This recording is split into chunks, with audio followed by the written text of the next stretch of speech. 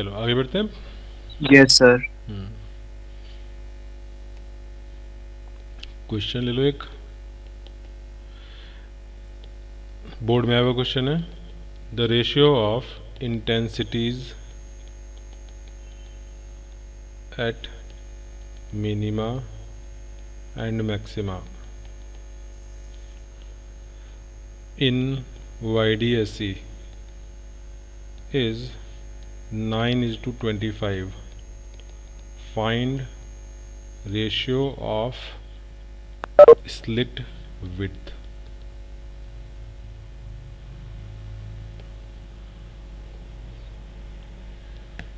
I max upon I min दे रखा है, उसका फॉर्मूला क्या होता है I1 I2 के टर्म्स में? Root I1 plus root I2 upon root I1 minus root I2 का होल स्क्वायर। होल स्क्वायर को इधर ले जाते हैं तो इधर अंडर रूट लगा देते हैं, ठीक है। और इससे कंपोनेंडो एंड डिविडेंडो करके हम लोग दिखा चुके हैं कि I1 अपॉन I2 के अंडर रूट का रेशियो बिल्कुल उसी तरह से आएगा जो पैटर्न पहले लिखा हुआ था, ठीक है। उसी पैटर्न को आई मैक्स और आई मिन पे लगा दो, I max minus root I मिन।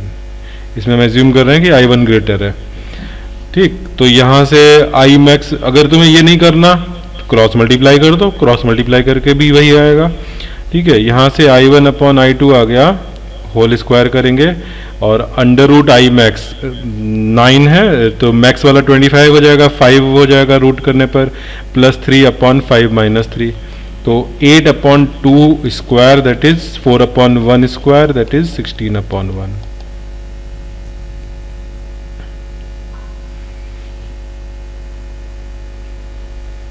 ठीक है। नहीं तो अगर कोई सीधे सीधे करना चाहे तो ऐसे भी कर सकता है। ये 5/3 हो गया, root I1 minus plus root I2 upon root I1 minus root I2 cross multiply 5 root I1 minus 5 root I2। Exam में कोई नई चीज़ ऐसे ट्राई मत करना, जैसे मैंने यहाँ कंपोनेंडो एंड डिविडेंडो दिखा दिया। अगर ये तुमने 4-5 बार पहले से कर रखा हो तभी करना, ठीक है। प्रैक्टिस नहीं किया हुआ है तो वहाँ पे पहली बार नहीं करना, ठीक।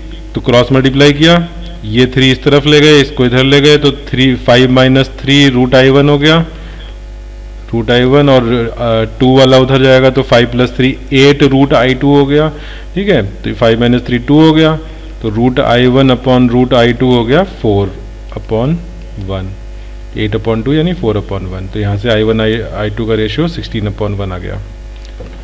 ये आधे वत्सल का एंडिटमिट नहीं हो पा रहा है बार बार। वत्सल,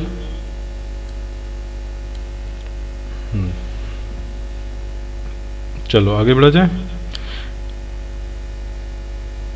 तो ये क्वेश्चन, अच्छा अभी यहाँ पे हमने विड्थ तो बताई नहीं, लेकिन तुम्हें पता है कि जो इंटेंसिटी का रेशियो है वही विड्थ का रेशियो होना है, तो 16 अपॉन 1 ही विड्थ का भी रेशियो हो गया, ठीक है। I1 upon I2 is 16 upon 1, same W1 upon W2।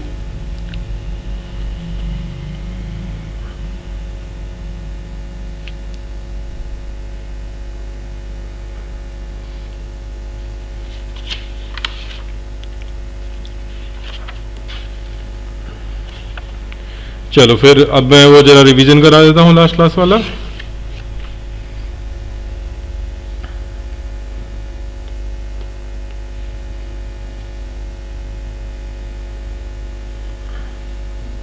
देखो मानसी, लास्ट क्लास में जो हमने किया था उसमें क्या चीज़ थी कि ये जो ये है टी विड्थ की शीट है, उसमें ज्योमेट्रिकल पाथ कितना है। ज्योमेट्रिकल मतलब जितना उसमें पाथ, जितनी उसकी क्रॉस सेक्शन जो लेंथ है, विड्थ है, वो तो टी है। लेकिन उस ज्योमेट्रिकल पाथ के इक्विवेलेंट ऑप्टिकल पाथ कितना है।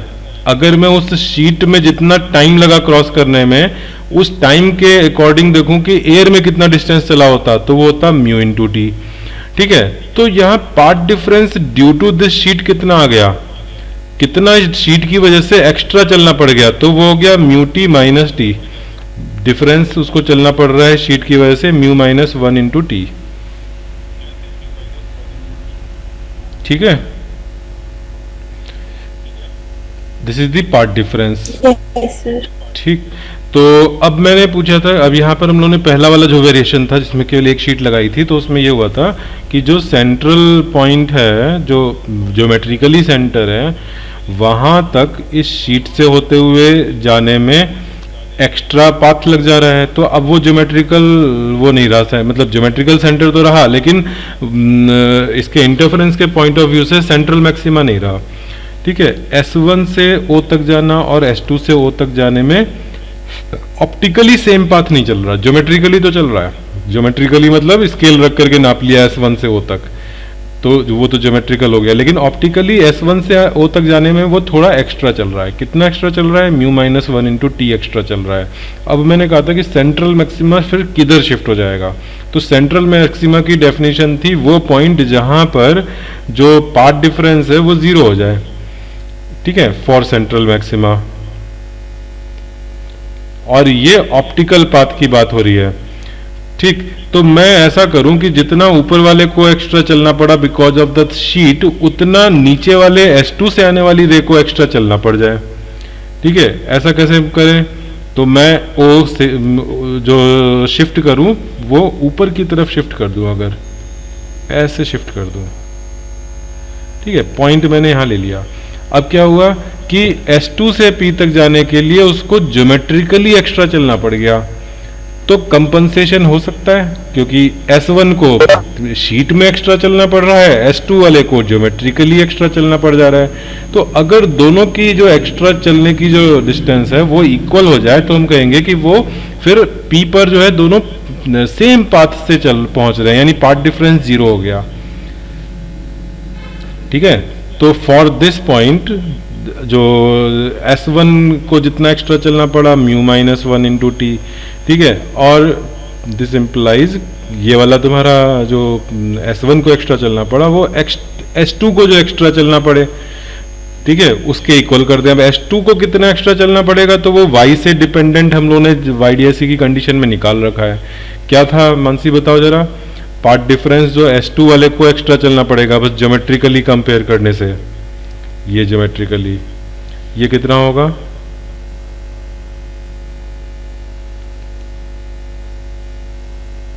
सर Y के टर्म्स में सर थीटा अगर दिया है, तुमने रिवाइज नहीं किया है। थीटा के टर्म्स में नहीं पूछ रहा हूं मैं, फाइनल फॉर्मूला पूछ रहा हूं, जिसको कि मैंने तुम लोगों को बार बार लिखना भी बताया था कैसे याद रखना है। पार्ट डिफरेंस निकालना है, छोटा सा होगा बड़ा होगा? सॉरी मैं अनम्यूट किए बिना बोल रही थी। अच्छा अच्छा अच्छा, वो small D by capital D. Small D by capital D, yes. ठीक है, तो ये दोनों इक्वल कर दिए तो हमारा पार्ट डिफरेंस यहाँ पर जीरो हो गया। कहाँ पर? P पर। P किधर है? O से ऊपर है। ठीक है, तो किधर शिफ्ट हो गया सेंट्रल मैक्सिमा? जिधर तुमने शीट लगाई थी। ठीक है, S1 के सामने शीट लगाई थी तो S1 यानी ऊपर की तरफ शिफ्ट हो गया। ठीक है, S2 के सामने शीट लगाई होती तो फिर O से नीचे शिफ्ट होता। कितना शिफ्ट होना है? तो Y है वो शिफ्टिंग, तो y is equal to mu minus 1 into T into capital D by small D. ये इतना सेंट्रल मैक्सिमा का शिफ्ट हो गया।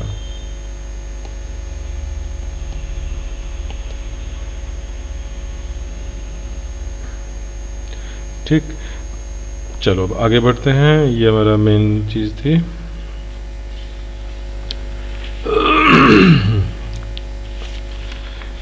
अच्छा, अब इसके बाद डिफ्रैक्शन करते हैं। इसमें एक और चीज ले लो, चलो।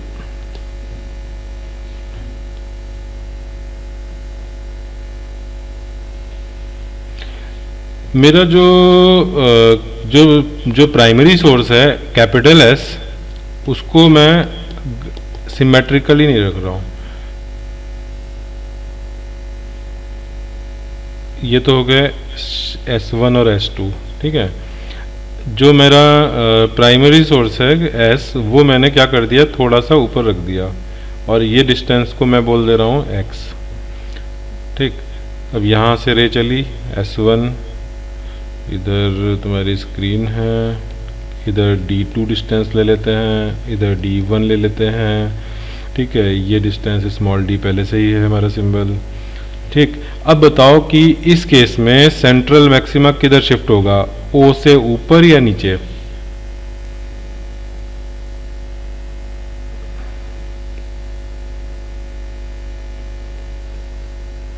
ये वेरिएशन नंबर 2 लिख लो। पहला वेरिएशन था शीट लगाने वाला, दूसरा वेरिएशन है सोर्स एस इज प्लेस्ड एसिमेट्रिकली।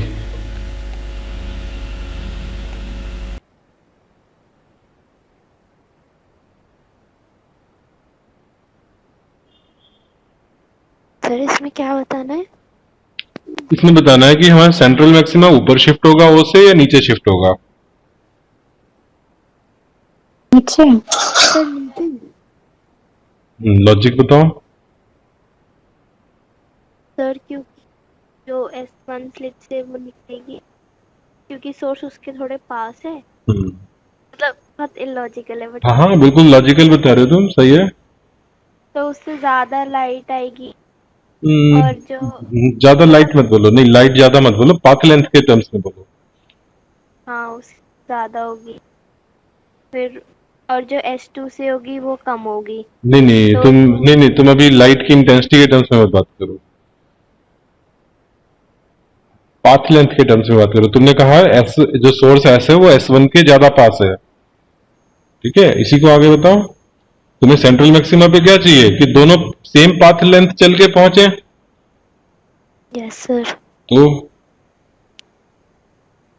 तो अभी जो S है हमारा वो S1 हमारा लेस है, तो अब S1 से जो हम जहां पर पोजीशन मिलेगी सेंट्रल मैक्सिमा की, वहां का डिस्टेंस हमें S1 से ज्यादा लेंथ लेना है, S2 से कम लेना है।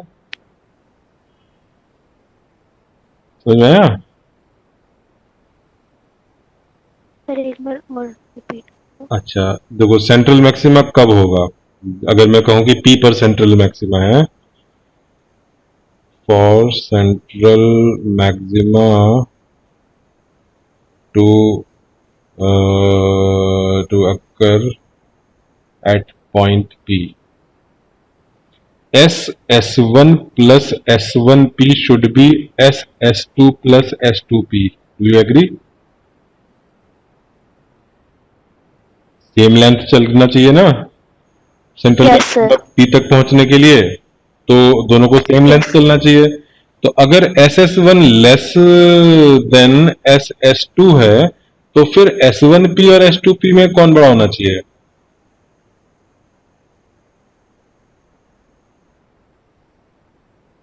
S1P।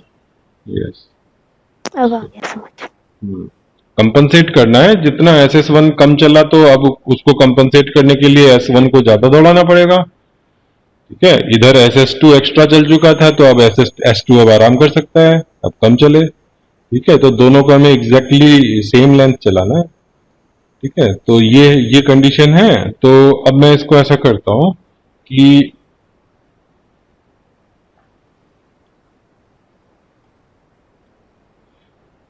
SS2 माइनस SS1, या इसको राइट साइड में लिखे तो ज्यादा नेचुरल तुम लोगों को यहाँ पे दिखेगा।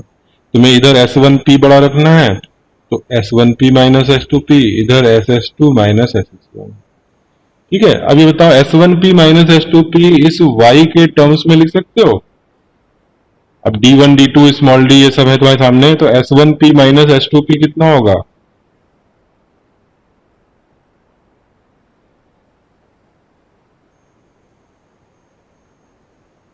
ये तो Y के टर्म्स में आएगा।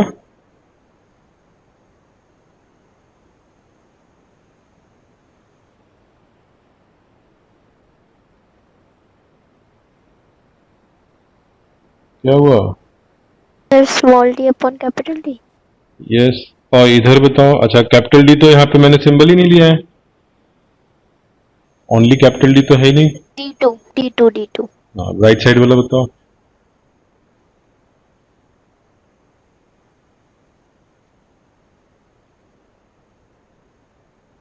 राइट साइड में भी पाथ लेंथ है SS2 माइनस SS1। उसमें D1 है क्या? D1 आ जाएगा। वहां D1 आएगा, तो D1 लिख दिया, और बाकी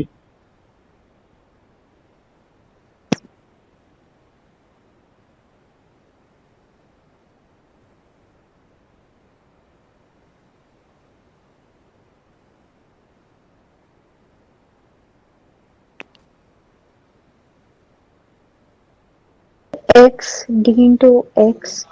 डी इंटू एक्स। अब ये कैसे लिखा D x upon D one? तो हमें पता है कि जो राइट साइड में जैसी ज्योमेट्री बन रही है वैसी ज्योमेट्री हम लेफ्ट में भी तो कर सकते हैं, पूरा वही डेरिवेशन। तो बस उस पैटर्न को कॉपी कर दो, जहां y है वहां पे इधर x का रोल है और d2 की जगह d1 का रोल है, और स्मॉल d अपना है ही, दोनों तो कॉमन है दोनों तरफ। ठीक है, तो उसी पैटर्न को कॉपी करके हमने इधर पार्ट डिफरेंस लिख दिया। डिराइव करना चाहो डिराइव करके देख सकते हो।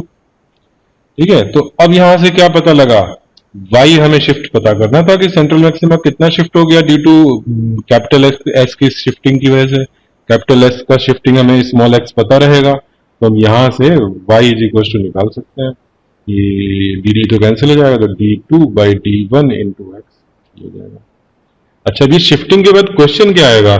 या तो सीधे सीधे शिफ्टिंग का क्वेश्चन पूछ सकते हैं, या ये कुछ ऐसा रिलेशन इसमें पूछ सकते हैं कि मान लो तुमको कैपिटल डी नहीं पता है, कोई भी d2 नहीं पता, d1 नहीं पता, या स्मॉल d नहीं पता, कोई एक चीज अननोन रख दी, और उन्होंने बोला कि जब कैपिटल एस जो है हमारी एक्सिस ऑफ सिमेट्री पर था, तब जहां पर थर्ड ब्राइट मैक्सिमा बन रहा था, शिफ्टिंग के बाद अब वहां पर ये सेंट्रल मैक्सिमा आ गया, ऐसा कुछ बोल दिया।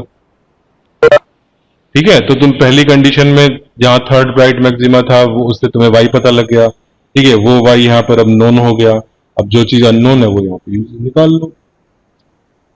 ठीक है, तो इस तरह से इसमें वेरिएशन हो सकता है। अब ये वेरिएशन क्योंकि सीबीएसई में बिल्कुल भी नहीं चांसेस, तो मैं क्वेश्चन ज्यादा नहीं करा रहा हूँ, जेई की क्लासेस में हो जाएंगे, या जेई के तुम प्रैक्टिस करोगे उसमें आ जाएंगे। ठीक है, तो अभी हम थोड़ा सा मैं ओवरशूट कर रहा हूँ, जितना कराना था उससे ज्यादा ही करा दिया। ठीक है, हाँ बोलो सर। यहाँ पर आपने ये क्या कहते हैं SS2 minus SS1 equal to d by d1 into X कैसे लिखा, प्लीज एक्सप्लेन कर दीजिए। हाँ, मैंने अभी अभी वही एक्सप्लेन किया था। मैंने कहा था कि जो हमारा राइट साइड में जो जिस पैटर्न से हमने y से रिलेट किया S1p माइनस S2p को, इसका तो पूरा डेरिवेशन हम लोग कर चुके हैं, दो मेथड से कर चुके हैं, पाइथागोरस से और शॉर्टकट से। तो वही चीज तुम्हारी लेफ्ट साइड में अप्लाई करके डिराइव कर लो, तो डिराइव करने में क्या आएगा, वही पैटर्न आएगा। तो जो तुमने लेफ्ट साइड में S1p माइनस S2p के लिए जो लॉजिक लगाया या जो पैटर्न लगाया जो लिखने में, वही पैटर्न वहां कॉपी कर दिया। d2 की जगह d1 आ गया, y की जगह x आ गया। डायग्राम देखो, बिल्कुल वैसा का वैसा ही तो है। तो यहाँ पर मैं थीटा जो लूँ, मुझे उसी चीज में कंफ्यूजन हो रही थी। बेसिकली जो मैं थीटा लूँ वो S से, और ये जो SS1 S1 S2 के बीच में वो लूँ। हाँ रुको, मैं तुमने थीटा की बात कर ली, तो मैं पहले राइट साइड में थीटा लेके दिखा देता हूँ। राइट साइड में हमने एक सेंटर से ऐसे थीटा लिया था और इसको थीटा एंगल कहा था, और यहां से जो एक्स्ट्रा लेंथ जिस पे चलेगी उस पर, ठीक है, ये तुम्हारा डेल्टा, इसको मैं डेल्टा 2 बोल देता हूँ, इधर वाला डेल्टा 2। ठीक है, तो ये एंगल थीटा। अब जहां पे जब थीटा या टेन थीटा लिखोगे तो डेल्टा 2 अपॉन रेडियस में डी डाल दिया, और इधर तुमने राइट साइड में y अपॉन कैपिटल D2 डाल दिया। ठीक है, ये यहाँ का हो गया।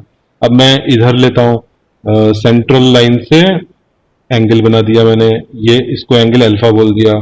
फिर इधर S2p ज्यादा लंबा है तो मैंने S2p पर ऐसे डाल दिया, और यहाँ पे इस एंगल को अल्फा बोल दिया। ठीक है, ये अल्फा बोल दिया इसको। अच्छा, फिर ये मेरा डेल्टा 1 है। अब तुम थीटा लिखो, यहाँ ये अल्फा एंगल लिखो, तो अल्फा एंगल एक तो डेल्टा 1 अपॉन स्मॉल डी हो जाएगा, और small x upon capital D1 हो जाएगा। ठीक है, तो यहां से तुम क्या चाहिए था, एक्स चाहिए था, नहीं डेल्टा 1 चाहिए था, पार्ट डिफरेंस चाहिए था। तो ये small D by D1 x हो गया। चलो ठीक है, बाकी लोगों को भी दिक्कत तो रही होगी, जिन लोगों ने भी मतलब उतना डीपली नहीं सोचा, तो लेकिन पूछता कोई नहीं है। और कितने लोगों को पहली बार में आ गया था समझ में? किसी को नहीं आया था? चलो, आज इस पहली बार में यही एक्सप्लेनेशन जो शांतनु ने मांगा। हाँ मतलब आ गया था। आ गया था, ठीक है चलो।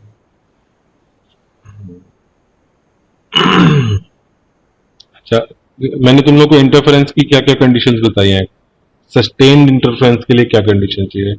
देखो एक तो होता है कि इंटरफेरेंस, इंटरफेरेंस का मतलब सीधे सीधे सुपरपोजिशन है, और इंटरफेरेंस होता हमेशा है, ठीक है। कंडीशन जो उसकी बताई जाती है वो कंडीशन ना भी हो तो भी इंटरफेरेंस होता है, लेकिन हमें वो पैटर्न स्टेबल नहीं दिखता। जब स्टेबल नहीं दिखता, मान लो 1 सेकंड में 10⁵ टाइम्स अगर चेंज हो रहा हो, तो हमें क्या दिखेगा, हमें तो एवरेज इंटेंसिटी सब जगह दिखेगी, यूनिफॉर्म इंटेंसिटी दिखेगी। तो कंडीशन फॉर सस्टेन्ड इंटरफेरेंस तुम लोग को मैंने शुरू में बताया,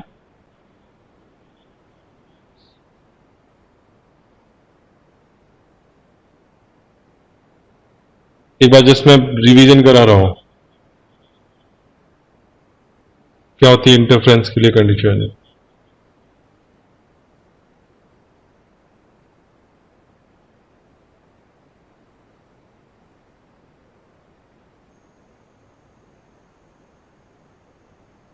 किसी को नहीं याद है? Sir omega 1 is equal, sir omega 1 is equal to omega 2, yes.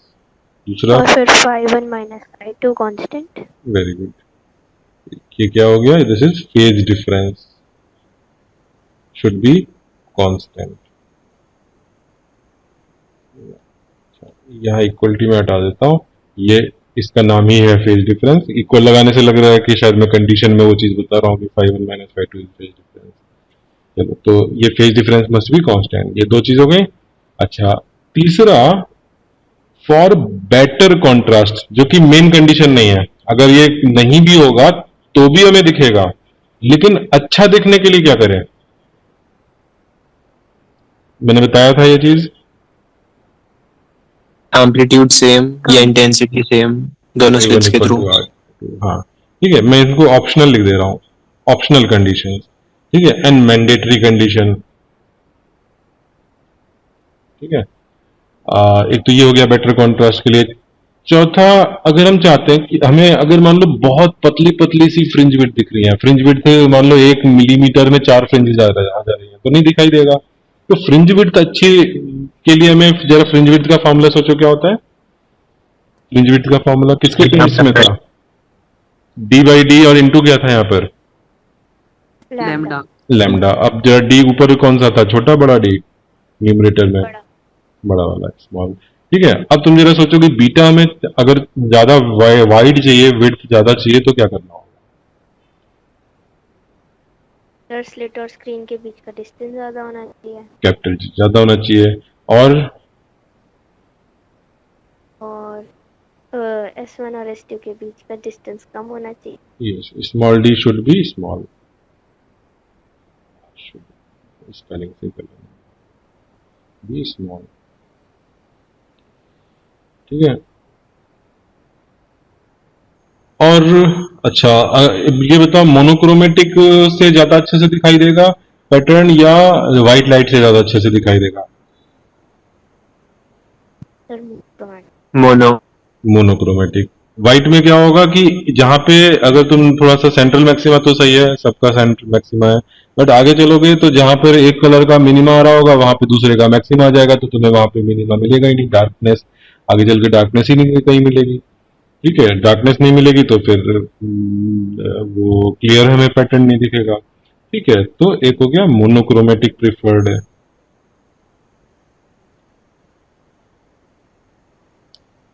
अच्छा, और ठीक है, फिर इतना काफी है। और भी पॉइंट दिए, बट तुम लोग को लिखने के लिए 5 पॉइंट काफी है अगर लिखने हो तो। और मैंडेटरी कंडीशन 1 और 2 है। अच्छा, 1 और 2 भी ना हो तो क्या होगा, तो जो पैटर्न होगा वो बहुत तेजी से चेंज हो रहा होगा, तो हमें सस्टेन्ड नहीं दिखेगा, ठीक है। मान लो 1 सेकंड के बाद चेंज हो रहा हो तो हमें नजर आ जाएगा, ठीक है। लेकिन 1 सेकंड में 10⁵ टाइम्स या 100 टाइम्स भी चेंज हो रहा हो तो नहीं दिखाई देगा, ठीक है। परसिस्टेंस ऑफ विजन तुमने पढ़ाया शायद 10th क्लास में था, कहाँ पढ़ा था। तो अगर ये कुछ टाइम होता है ना कि इतने सेकंड, फ्रैक्शन ऑफ सेकंड में अगर चेंज हो जाए कोई चीज तो हमें क्लियर दिखती है, उससे कम टाइम में चेंज होता है हमें वो जंबल, मतलब फिर हम क्लियर नहीं पता लगा पाते हैं। फिर आगे इंटेंसिटी डिस्ट्रीब्यूशन कर्व है, मैं ऐसा लग रहा है टॉपिक वाइज टॉपिक देख रहा हूँ, तो नेक्स्ट ये इंटेंसिटी डिस्ट्रीब्यूशन में ऑलरेडी कराई चुका हूँ तुम्हें, ठीक है। यहाँ पर इधर इंटेंसिटी है और इधर पोजीशन है, ठीक है। तो कैसा कर्व होता है, ऐसा। ठीक है, इसमें क्या खास बात है, all maxima have same intensity, ठीक है, and all fringes have same width.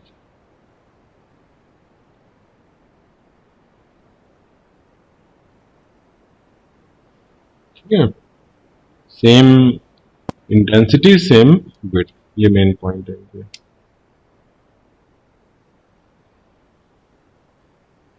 अच्छा, अब इसमें एक चीज और है, इंटरफेरेंस इन थिन फिल्म्स, ये मैं छोड़ रहा हूं, ये सीबीएसई के लिए नहीं है, ये पहले भी कभी नहीं था, अभी भी नहीं है।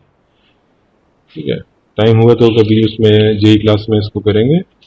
जेई में बहुत रेयरली आया है, उसमें भी बहुत ज्यादा इंपॉर्टेंट नहीं है, बट करा देते हैं। ठीक है, फिर डिस्प्लेसमेंट ऑफ इंटरफेरेंस फ्रिंजेस ये मैंने बता दिया, जिसमें कि हमने शीट रखी थी। ठीक है, और ये शिफ्टिंग ऑफ सोर्स एस वाला बुक में नहीं दिया है, वो मैंने एक्स्ट्रा करा दिया। फिर आ जाता है डिफ्रैक्शन। ठीक है, अब ये हमारा नेक्स्ट टॉपिक शुरू है। सर लास्ट पेज एक बार प्लीज। क्या हो गया, बहुत देर तक तो सामने रहा था।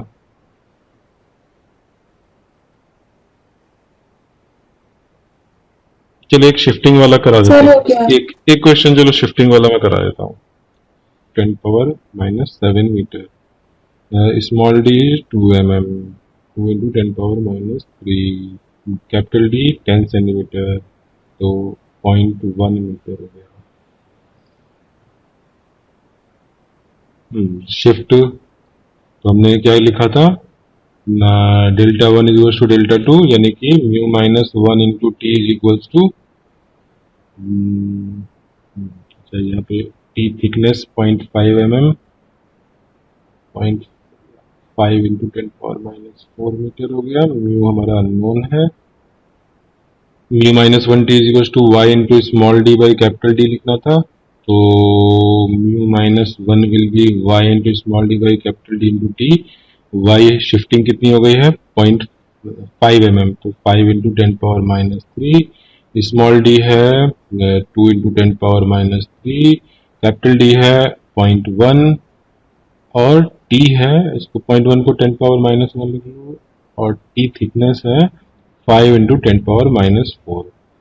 ठीक है, तो 5 कैंसिल, तो 2 × 10⁻⁻5 हो गया। ये एक मिनट, नीचे -4 भी तो है, तो ऊपर -1 हो गया। ठीक है, तो 0.2 हो गया। ठीक है, 0.2 हो गया, तो यहां से म्यू = 1 + 0.2 हो गया, 1.2।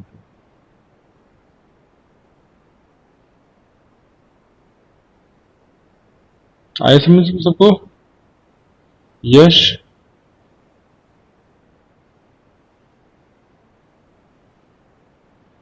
आस्था, समझ में आ रहा है? यस सर, आ गया समझ। ओके,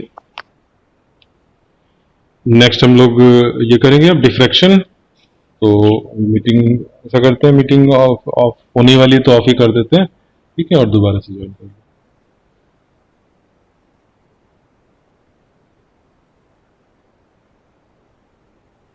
जितना मैंने अभी यहाँ एक्सप्लेन किया है, इनमें से तो कुछ नहीं पूछना है। मैंने यहाँ पर एक तो डेफिनेशन बताई है, ठीक है, और दूसरा मैंने ये डायग्राम में तुमको लेफ्ट वाला जो डायग्राम है उसमें मैंने बताया कि कैसा रिऑप्टिक्स के अकॉर्डिंग बनता। रिऑप्टिक्स के अकॉर्डिंग हमें बीम एक मिलती बस, उसके बाकी रीजन में हमें शैडो रीजन होता। ठीक है, यहाँ ये शैडो होता, यहाँ पे शैडो होता, और बीच में हमें इंटेंसिटी अच्छी खासी मिल जाती। ठीक है, इस रीजन में।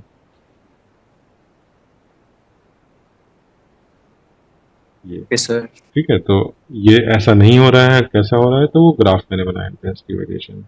ठीक है, और उसमें मैंने मैक्सिमा मिनिमा को यहाँ पे नाम उनकी दे दी, नोमेनक्लेचर। अब ये इसका एक्सप्लेनेशन, ऐसा क्यों होता है,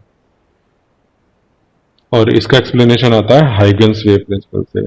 हाइगन्स वाला कुछ याद है? नाम सुना सुना सा लग रहा है। वेव फ्रंट्स वाला। वेव फ्रंट वाला। ठीक है, तो वेव फ्रंट वाला हम वेव फ्रंट का नाम लेंगे, और बहुत ज़्यादा ऐसा नहीं कि वही पूरा जैसे वहां पे हमने रिफ्रैक्शन और रिफ्लेक्शन में तो पूरा ही हाइगेंस वेव प्रिंसिपल यूज किया था। यहाँ उतना ज्यादा नहीं, बस उसका नाम लेंगे, वेव फ्रंट का नाम लेंगे, बाकी उसकी बहुत ज्यादा जरूरत नहीं है। ठीक है, तो हम यहाँ पे बात कर रहे हैं। अच्छा, इसमें क्या क्या चीज हमारे लिए इम्पोर्टेंट है? एक तो ये कि क्वेश्चन मैं बता दे रहा हूँ पहले कि किस तरह का क्वेश्चन आता है। तो पहला तो derive expression for location of nth secondary maxima and nth secondary minima. ठीक है, nth के लिए हम क्या करेंगे, पहले फर्स्ट के लिए एक्सप्लेन करेंगे, सेकंड के लिए करेंगे, फिर हम उस पैटर्न को रिप्लिकेट कर देंगे। हम लोग nth के लिए जाकर के एक साथ नहीं किए, nth के लिए डिराइव करें। ठीक है, थोड़ा सा यहाँ पे मुश्किल होता है, तो पहले फर्स्ट मैक्सिमा देखेंगे, सेकंड, इवन पहले हम पहले मिनिमा देखेंगे। ठीक है, पहले मिनिमा की लोकेशन देखेंगे, उसके बाद फिर मैक्सिमा को करेंगे। तो पहला तो ये हो गया। फिर इसमें दूसरा क्वेश्चन आता है कि एक्सप्लेन। अच्छा, ये जो लोकेशन है ना, इसमें लोकेशन में दो तरह से पूछा जाता है। एक तो डिस्टेंस के टर्म्स में कि कितने सेंटीमीटर ऊपर बनेगा, दूसरा एंगल के टर्म्स में भी पूछा जाता है। तो मैं दोनों बताऊंगा, बहुत इजी है दोनों का रिलेशन। नेक्स्ट आता है explain why central maxima has number A higher intensity,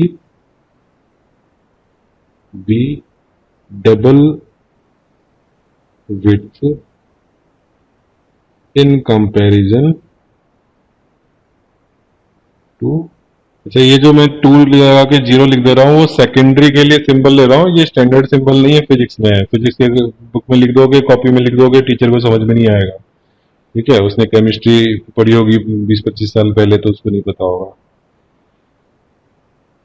ठीक है, तो ये जितने भी 2 और 0 डिग्री लगाए हुए हैं, सेकेंडरी लिखना वहां पर।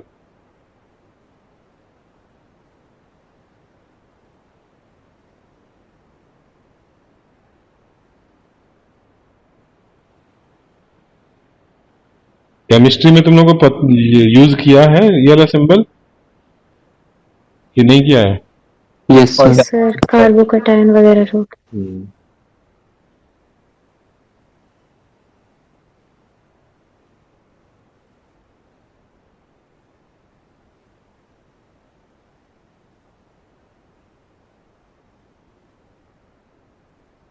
चलो बढ़े, फिर आगे एक्सप्लेनेशन करें इन सब का।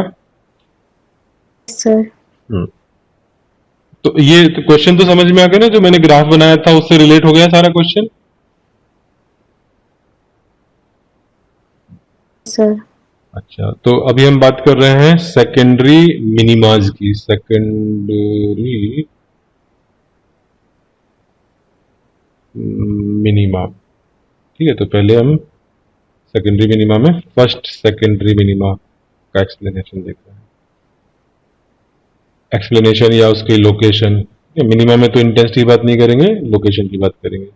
तो यहां पर हम क्या कर रहे हैं, ये हमारा विड्थ है। मैंने विड्थ तो बहुत छोटा सा होता है, बट उसका मैग्नीफाइड व्यू बनाया है। ठीक है, इस विड्थ को जब हम पहला मिनिमा की बात कर रहे हैं, ये हमारी स्क्रीन है, स्क्रीन जब हम पहले मिनिमा की बात कर रहे हैं, तो मान लो कि हमें लोकेशन जो मिल रही है वो यहाँ पर पी पर मिल रही है, किसकी? फर्स्ट सेकेंडरी मिनिमा की। तो यहाँ पर मिनिमा बनेगा तो क्या होगा, कि मतलब कैसे हम कहें कि वहां पे मिनिमा बन रहा है?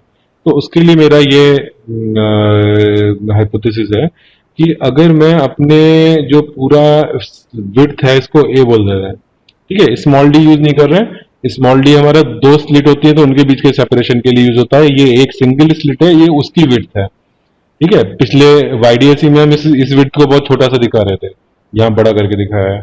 तो इस जो है विड्थ है, इस विड्थ को मैंने 2 पार्ट में ब्रेक किया, यानी कि यहाँ पर जो वेव फ्रंट होगा उस वेव फ्रंट के मैंने 2 टुकड़े करे। ठीक है, एक ये वाला वेव फ्रंट का पार्ट, ठीक है, दिख रहा है, और एक उसके नीचे वेव फ्रंट। ठीक है, ऐसे मैंने 2 टुकड़े करे उसके। एक मैंने बिल्कुल टॉप में पॉइंट लिया, अभी तुम लोग लिखो नहीं, बस समझो। एक यहाँ पे बिल्कुल, अब ये according to Huygens wave principle, ये जो हमारा वेव फ्रंट है जब इस स्लिट पे इंसिडेंट हुआ तो इस वेव फ्रंट का हर point secondary wave front generate करेगा। तो मैं ये पॉइंट P1 है और यहां पे एक पॉइंट ले लेता हूं P1 डैश, कहां पर, मिडिल में, यानी कि ऊपर वाले हाफ वेव फ्रंट के टॉप में और नीचे वाले हाफ के टॉप पॉइंट पर मैंने 2 पॉइंट लिए।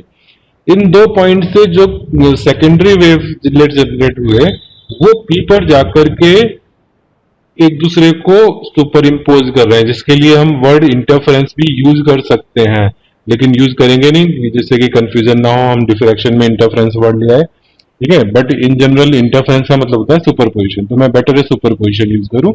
P1 और P1 डैश से निकलने वाले सेकेंडरी वेवलेट्स P पर क्या हुए, सुपर इम्पोज करे।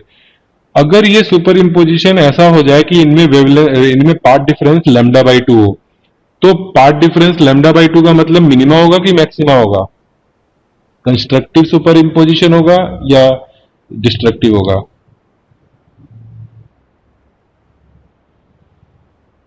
Sir destructive. यस, डिस्ट्रक्टिव, ठीक है। P1 P2 इधर पीछे लिख दे रहे हैं। अच्छा, अब ये जो डिस्टेंस है P1 P2 के बीच में वो कितनी है, बताओ जरा। P1 P2 के बीच में डिस्टेंस कितनी है? A/2 a बाई टू है, ठीक है। यहां पर मैंने ये डाल दिया परपेंडिकुलर, और ये जो है जो डिस्टेंस है, this is our geometrical path difference, इसकी वैल्यू लैम्डा बाई 2 चाहिए, ठीक है। For first secondary minima to occur at P, path difference, अच्छा मैंने भी P और P1 और P2 लिख दिया, P1 सॉरी P, यहाँ, अच्छा यहाँ P लिख दिया था, इसको जरा कुछ और कर देते हैं, Q कर देते हैं। P1Q एंड P2Q का जो डिफरेंस हो, path difference, this should be lambda by 2, ठीक है। अच्छा, P2Q माइनस P1Q, अब जो हमने पहले शॉर्टकट मेथड किया था उससे अगर तुम देखो तो इसको हम, ये पार्ट डिफरेंस को, यहां अगर y डिस्टेंस है तो y इंटू क्या लिख सकते हैं, स्मॉल d यानी a by 2 upon capital D, यहाँ पे भी कैपिटल D सिंबल यूज होगा स्क्रीन डिस्टेंस के लिए। बोलो, ऐसा लिख सकते हैं P2Q माइनस P1Q को? नहीं अगर समझ में आ रहा हो तो मैं तुम्हें डिराइव करके फिर से दिखा दूंगा, जो थीटा वाला जो शॉर्टकट वाला था वो फॉर्मूला मैं यूज करके दिखा दूंगा। बोलो, स्मॉल d का रोल यहाँ कौन प्ले कर रहा है, a बाई 2। ऐसे सोचो P1 और P2 दो स्लिट्स इंटरफेरेंस YDSE के फॉर्म अगर हम कंपेयर करें तो P1 P2 पर अगर दोनों स्लिट्स होती तो स्मॉल d की वैल्यू a बाई 2 हो जाती, तो y into small d upon capital D हो गया पार्ट डिफरेंस। Yes sir. बाकी लोग को आया समझ में? Yes sir. तो is equals to lambda by 2। यहां से मुझे क्या चाहिए, मुझे y चाहिए, पोजीशन चाहिए q की, कि कहां y ऐसा पड़ेगा जहां पार्ट डिफरेंस लैम्डा बाई 2 आए। तो मुझे यहां से y मिला, बाई 2 तो दोनों साइड में कैंसिल हो गया, capital D upon a into lambda. ये लोकेशन आ गई फर्स्ट मिनिमा की। आए समझ में? फर्स्ट मिनिमा के लिए क्या किया हमने पूरे वेव फ्रंट को 2 इक्वल हाफ में डिवाइड किया। अच्छा अभी रुको, अभी मैंने थोड़ा सा, अभी तो मैंने बस P1 P2 का किया था, अभी ये कैसे प्रूव होगा कि यहाँ पर मिनिमा ही होगा। तो P1 और P2 ये 2 पॉइंट का सुपरपोजिशन Q पर डिस्ट्रक्टिव हुआ, अभी इतना प्रूव हुआ है बस, ठीक है। अब इसके आगे अभी तो पूरा वेव फ्रंट बचा हुआ है, तो अब मैं P1 से जरा नेक्स्ट पेज पर आते हैं। ये P1 था और ये P2 था, ठीक है। अब आ जाओ तुम उसके नीचे एक पॉइंट ले लो, P3 जस्ट नीचे लिया तुमने, उसके जस्ट नेबरहुड में, और P2 के जस्ट नीचे P4 ले लिया, ठीक है। P3 और P4 के बीच में भी तो वैसा ही a बाई 2 का डिस्टेंस होगा। तो जिस लोकेशन पर, जिस y लोकेशन पर मैं ये कंडीशन ले चुका हूं कि P2 Q minus P1 Q is lambda by 2, तो उस लोकेशन पर क्या P4 Q minus P3 Q भी तो लैम्डा बाई 2 होगा, क्योंकि उनके बीच में भी a बाई 2 का ही डिस्टेंस है, बाकी सब कैपिटल डी वगैरह सेम है। ठीक है, जितना P1 से नीचे P3 के लिए आया उतने हम P2 से नीचे P4 के लिए आए, बिल्कुल सेम सिमेट्रिक सिचुएशन है। इसी तरह से और एक पॉइंट नीचे आ जाओ और बिल्कुल सिमेट्रिक a बाई 2 डिस्टेंस पर तीसरा पॉइंट ले लो। ठीक है, तो अल्टीमेटली क्या कर रहे हैं हम, अल्टीमेटली ये ऊपर का हाफ था और ये नीचे का हाफ अगर मैं ले लूं, येलो कलर दिख रहा है क्या, ये डार्क कलर ले, ये ले लिया। ठीक है, तो कोई भी पॉइंट ले लो ऊपर के वेव फ्रंट में, उससे a बाई 2 डिस्टेंस पे तुम्हें एक दूसरा उसका काउंटर पार्ट मिल जाएगा जो वहां पर डिस्ट्रक्टिवली सुपर इम्पोज हो रहा होगा उस पॉइंट के ऊपर। ठीक है, तो इस तरह से हम क्या लिखेंगे आर्ग्यूमेंट कि for every portion of upper half of the wave front there is a corresponding point in the lower half which is destructively superimposing with this at q। ठीक है, तो इस तरह से ऊपर के हाफ वेव फ्रंट है वो नीचे वाले हाफ वेव फ्रंट से पूरी तरह से डिस्ट्रक्टिवली सुपर इम्पोज होकर के क्यू पर क्या करेगा, मिनिमा क्रिएट करेगा। ठीक है, ये आर्ग्यूमेंट समझ में आ गया। अब ये आंसर मैं तुम लोगों को वो दे दूंगा, प्रीवियस ईयर के जो क्वेश्चन आंसर्स है वहां से देख करके तुम लोग लिख लेना कि कैसे लिखना है। ठीक है, इवन मैं तुम लोग को बोर्ड के जो वो होते हैं मॉडल आंसर, उसका ही मैं भेज दूंगा कि बोर्ड ने इसका आंसर लिखने के लिए किस तरह से लैंग्वेज यूज करी है। ठीक है, बहुत ज्यादा नहीं लिखना है, मैं समझाने में जितना बोल रहा हूँ उतना ज्यादा थोड़ी लिखना है, तो जितना वहां पे लिखना है उतना मैं तुम लोगों को स्क्रीनशॉट भेज दूंगा। ठीक है, सर एक बताओ। बार प्रीवियस स्लाइड दिखा दो। अच्छा,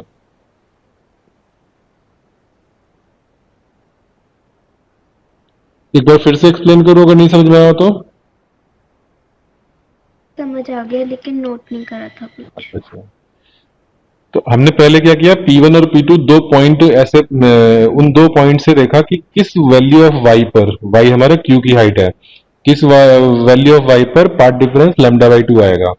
ठीक है, तो path difference y into A by 2 upon capital D ये होता है ज्योमेट्रिकली, ये पाइथागोरस से हम लोग डिराइव करे थे, शॉर्टकट में भी डिराइव करे थे थीटा से। This is equal to lambda by 2 रख के y निकाल लिया। ठीक है, फिर हमने क्या कहा कि ऐसे जैसे P1 और P2 एक दूसरे को डिस्ट्रक्टिवली सुपर इम्पोज कर रहे हैं, वैसे हर पॉइंट ऊपर के हाफ वेव फ्रंट में नीचे के वेव फ्रंट में एक a बाई 2 डिस्टेंस पर पॉइंट होगा जो पेयर मिल करके डिस्ट्रक्टिवली सुपर इम्पोज हो रहा होगा, इसलिए पूरा पूरा हाफ हाफ मिल करके एक दूसरे को डिस्ट्रक्टिवली सुपर इम्पोज कर दे रहा है।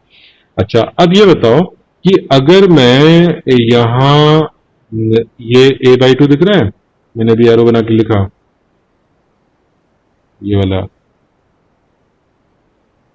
यहां पर, यस सर दिख ठीक रहा है, a बाई 2, अगर मैं यहाँ a बाई 4 कर दूं तो y की वैल्यू बढ़ेगी कम होगी?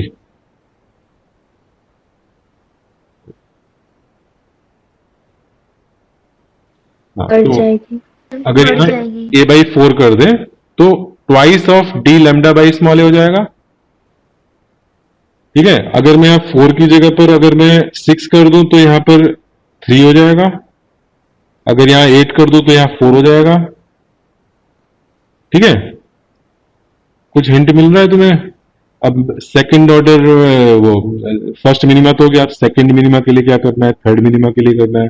ये मेरी position of first secondary minima की है, ये पोजीशन मेरी सेकंड, नहीं अभी यहाँ पे 2 रखेंगे, बीच में मैंने 2 लिखा था, तो यहाँ पे मैं अगर बाई 4 कर दूं तो यहाँ पे 2 हो जा रहा है, this is second secondary minima.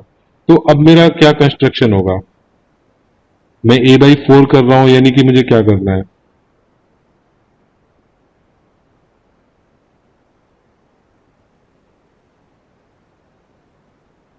बोलो। अगला मेरा टारगेट है a बाई 2 की जगह a बाई 4 रखना, फिर अगला टारगेट होगा a बाई 6 रखना।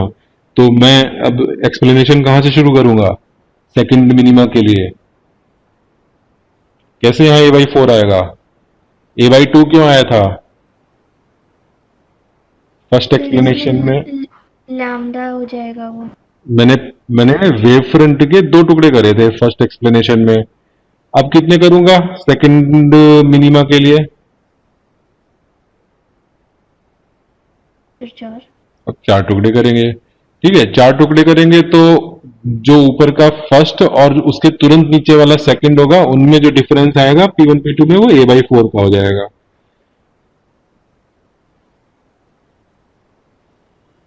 ठीक है, तो यहाँ पर मैंने मेरा पूरा, सपोज ये पूरा वेव फ्रंट बना दिया मैंने, उसके 4 टुकड़े करे। ठीक है, तो मेरा पॉइंट जो होगा, एक यहाँ टॉप पर होगा, एक यहाँ पर होगा, और उसमें 4 टुकड़े करें तो ये a/4 का डिस्टेंस है। और मैं इनका बोलूंगा कि ये y डिस्टेंस पर सुपर इम्पोजिशन ऐसा कराना है कि वहां पे पार्ट डिफरेंस λ/2 है। ठीक है, λ/2 पार्ट डिफरेंस होगा तो डिस्ट्रक्टिवली सुपर इम्पोज हो जाएंगे। तो अगर मान लो ये 2 पॉइंट का डिस्ट्रक्टिव सुपर इम्पोजिशन हो गया, तो इसके जस्ट नीचे एक पॉइंट लोगे, इसके जस्ट नीचे लोगे, उनका भी सुपर इम्पोजिशन डिस्ट्रक्टिव हो जाएगा, फिर उसके नीचे लोगे, उसके यहाँ नीचे लोगे, ऐसे करके first and second destructively super impose हो जाएंगे। फिर सिमिलरली थर्ड एंड फोर्थ में भी अगर मैं 2 पॉइंट का पेयर बनाऊं तो उनमें a/4 का डिस्टेंस है। ठीक है, a/4 का डिस्टेंस है, तो थर्ड फोर्थ एक दूसरे को डिस्ट्रक्टिवली सुपर इम्पोज कर देगा क्यू पर। समझ में आया? तो उसके लिए फिर मैं क्या करूंगा, अब मैं पार्ट डिफरेंस लिखूंगा। किसके टर्म्स में लिखा जाएगा? y के टर्म्स में लिखा जाएगा, और y के साथ यहाँ d की जगह पर a/4 हो जाएगा, और नीचे क्या हो जाएगा? Capital D। ये कितना रखना है? λ/2 रखना है। तो यहां से y की वैल्यू कहाँ, मतलब पोजीशन ऑफ सेकंड मिनिमा, यहाँ पे हेडिंग डालो सेकेंडरी मिनिमा। ठीक है, डिवाइड द वेव फ्रंट। ये रफ वर्क ही है, मैं बहुत ये सोच कर नहीं लिखा रहा हूँ कि यहाँ पे से तुम फेयर में आंसर लिखोगे, समझाना यहाँ पर एम है। ठीक है, और आंसर लिखना कैसे उसका मैं तुम्हें भेज दूंगा। Divide wave front into 4 equal parts. ठीक है, और यहां पर जो पार्ट डिफरेंस यहां पर आएगा, पार्ट डिफरेंस वो हमारा a/4 into Y upon capital D. ठीक है, उसको हमने रख दिया λ/2। यहां से y की वैल्यू क्या हो गई? 2 लैम्डा कैपिटल डी बाई ए, ये हो गया। ठीक है, फिर हम आगे लिख देंगे सिमिलरली। अब देखो फर्स्ट में क्या था? फर्स्ट में y इज इक्वल टू था lambda D by A. Second minima में क्या हुआ? y 2 lambda D by A हुआ, तो हम nth में लिख देंगे yn will be n times lambda D by ए। और nth के लिए हम कितने डिवीजन करेंगे? 2n डिवीजन करेंगे। ठीक है, लेकिन सेकंड थर्ड के बाद जाकर के तो मैक्सिमा ही गायब हो गए। जब मैक्सिमा मतलब फिर उसके बाद शेडो रीजन, फिर शेडो ही दिखेगी, इंटेंसिटी बहुत कम है, तो फिर आगे वाले मिनिमा की कोई इंपॉर्टेंस नहीं रह जाती है। ठीक है, तो ये सेकंड मिनिमा हो गया, उससे फिर nth लिख दिया। ठीक है, तुम लोगों को समझ में आ रहा है कि एग्जाम में जो लैंग्वेज वाली बात छोड़ के तुमको जो मेन चीज है वो समझ में आ गई कि क्या करना है, कैसे एक्सप्लेन करना है। Yes sir. और हो सके तो आज जाकर के एनसीईआरटी पढ़ लेना। एनसीईआरटी में जितना दिया है वो पढ़ लेना। ठीक है, अच्छा अब हम आते हैं एक्सप्लेनेशन ऑफ मैक्सिमा। ठीक है, कौन से? Secondary maxima. सेकेंडरी मैक्सिमाज। ठीक है, अब ये बताओ तुम्हारा इंट्यूशन क्या कह रहा है, उसमें मैं कितने पार्ट्स करूंगा और वहां पे पार्ट डिफरेंस कितना रखूंगा? जिस पॉइंट पर मुझे मैक्सिमा चाहिए वहां पे पार्ट डिफरेंस लैम्डा। लेकिन यहाँ ऐसा नहीं है, हम यहाँ पे भी λ/2 ही करते हैं। ठीक है, मैंने पहले मैंने बता दी, बाद में तुम मुझसे पूछो उससे पहले मैं बता दूं। ठीक है, तो यहाँ पर भी हम λ/2 रखेंगे, और आर्ग्यूमेंट क्या देंगे कि हम इसके 3 टुकड़े कर रहे हैं। ठीक है, ये वेव फ्रंट के 3 टुकड़े कर रहे हैं। अभी सेंट्रल लाइन में हटा देता हूँ, कंफ्यूजन आ रहा है उससे। तो ये 3 टुकड़े करे मिडिल वाले से। ठीक है, और हमने ये कहा कि ये टॉप मोस्ट पॉइंट पर P1 पॉइंट है और ये P2 पॉइंट है, और इनके बीच में जो डिस्टेंस है वो 3 टुकड़े करे हैं तो a/3 हो गया है। ठीक है, और मैंने यहाँ पर y ऐसा चूज किया कि इन दोनों का सुपर इम्पोजिशन से मुझे डिस्ट्रक्टिव सुपर इम्पोजिशन मिले। तो अगेन y के टर्म्स में पार्ट डिफरेंस लिखोगे तो अब a/3 into Y upon capital D होगा, और इसको मैंने λ/2 रखा, यानी मैक्सिमा हो या मिनिमा हो हमें कराना डिस्ट्रक्टिव सुपर इम्पोजिशन ही है। ठीक है, तो अब यहां से तुम्हें y क्या मिल जाएगा, 3/2 lambda capital D by small A. ठीक है, वहां पे मुझे मिला। ठीक है, ये y की ये वैल्यू आई। अभी जरा ये एक्सप्लेन करते हैं कि यहाँ पे इंटेंसिटी वाइज क्या हो रहा है। P1 P2 डिस्ट्रक्टिव हो गया, P1 के नीचे पॉइंट लो लिया तो ये डिस्ट्रक्टिव हो गया। ऐसे करके हम कह सकते हैं कि फर्स्ट और सेकंड म्यूचुअली एक दूसरे को डिस्ट्रक्ट कर दिया। ठीक है, थर्ड के लिए हम ये कह रहे हैं कि थर्ड को डिस्ट्रक्ट करने वाला कोई नहीं है, तो थर्ड की इंटेंसिटी वहां पर पहुंचेगी। ठीक है, थर्ड से वहां पर इंटेंसिटी पहुंचेगी। ठीक है, तो ये हमारा पॉइंट हो गया सेकेंडरी मैक्सिमा पहला वाला। ठीक, बिल्कुल यही चीज मिलेगी कि थर्ड जो तुम्हारा हाफ ये पार्ट है, फर्स्ट और सेकंड तो डिस्ट्रक्ट हो रहा है, थर्ड को डिस्ट्रक्ट करने वाला कोई नहीं है, इसलिए वहां पे मैक्सिमा है। ठीक है, ये तो ये हमारा हो गया थर्ड, मतलब क्या, फर्स्ट सेकेंडरी मैक्सिमा। फिर सेकंड सेकेंडरी मैक्सिमा के लिए कितने पार्ट करेंगे, बोलो। ये तो हो गया, हाँ, 5 करेंगे। ठीक है, तो सेकंड मैं यहीं पे लिख दे रहा हूं थोड़ी सी स्पेस में, सेकंड सेकेंडरी मैक्सिमा।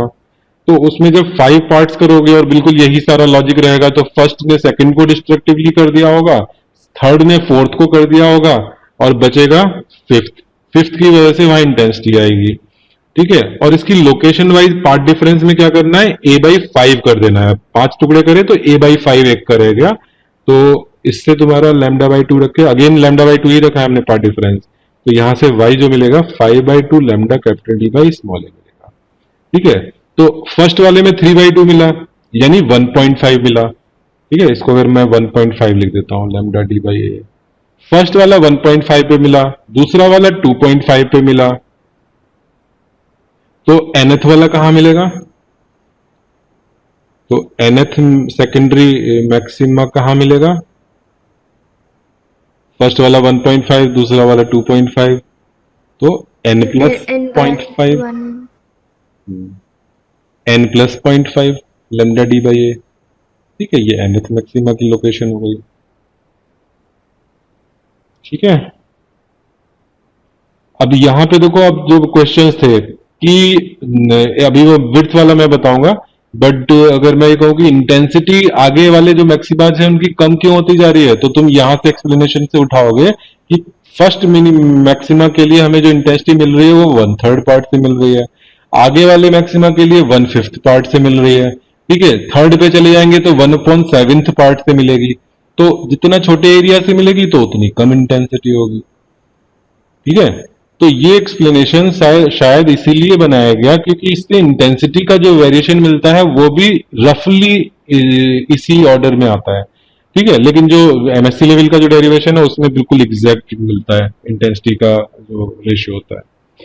ठीक है, चलो अब आगे बढ़े हैं, ये समझ में आ गया। अब मैं जरा विड्थ का डेरिवेशन करता हूं, वो भी इंपॉर्टेंट डेरिवेशन है कि विड्थ प्रूव करो कि सेंट्रल मैक्सिमा की जो विड्थ है वो अदर जो सेकेंडरी मैक्सिमाज हैं उनसे डबल है। ठीक है, तो मैं जरा एक बार समरी देता हूं प्रीवियस जितना हम लोगों ने भी रिजल्ट डिराइव करे उनकी, और वहीं से ये चीज डिराइव हो जाएगी। ये मेरा पैटर्न कुछ इस तरह से आ रहा है। ठीक है, मैंने राइट वाला ही बस बनाया, उस पर फोकस है अभी। सेंट्रल लाइन तो हो गई हमारी लोकेशन 0। ठीक है, y is equal to 0। First minima याद है y की किस वैल्यू पर आया था, मैं बार बार y नहीं रिपीट कर रहा, yes, lambda by a, lambda D by a. फिर अगला मिनिमा कहाँ आया था, 2 लैम्डा डी बाई ए पर आया था। अगला फिर 3 लैम्डा डी बाई ए पर आएगा, और बीच वाले ये minima sorry maxima 1.5 lambda D by a पर आया, फिर ये 2.5 पर आया। ठीक है, अब कोई मैक्सिमा की, अच्छा इधर वाला मिनिमा भी डाल दो, minus lambda D by a पर। अब कोई जो मैक्सिमा होती है उसकी विड्थ हम कैसे डिफाइन करते हैं, उस मैक्सिमा के नेबरिंग जो मिनिमाज हैं उनके बीच का डिस्टेंस होता है उसकी विड्थ। ये हो गई फर्स्ट वाले की विड्थ। तो ये डिस्टेंस कितना है, नीचे जरा वो पढ़ो y की पोजीशन, उससे निकालो। ये विड्थ सेंट्रल मैक्सिमा की विड्थ हो गई 2 lambda by a। फिर 2 lambda D by 2 lambda D by ए। और जो फर्स्ट सेकेंडरी मैक्सिमा है उसमें बताओ। लैम्डा डी बाई यस, उसकी लैम्डा डी बाई ए।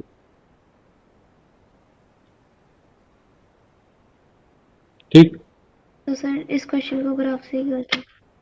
हाँ, तो ग्राफ, ये पोजीशन तो तुम्हें निकालनी पड़ेगी ना, इन पोजीशंस को, मिनिमा की पोजीशन, मैक्सिमा की नहीं निकालने की जरूरत है। मैक्सिमा की विड्थ के लिए पोजीशन मिनिमाज की निकालोगे, उससे प्रूव होगा।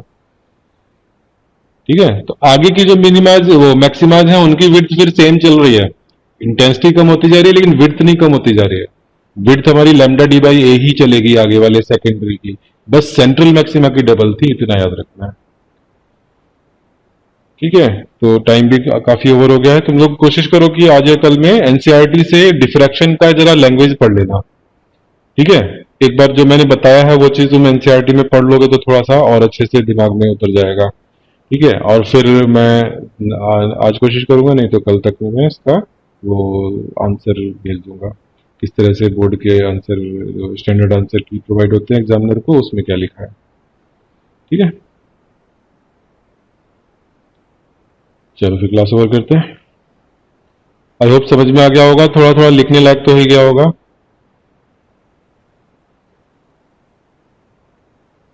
Yes sir. चलो फिर।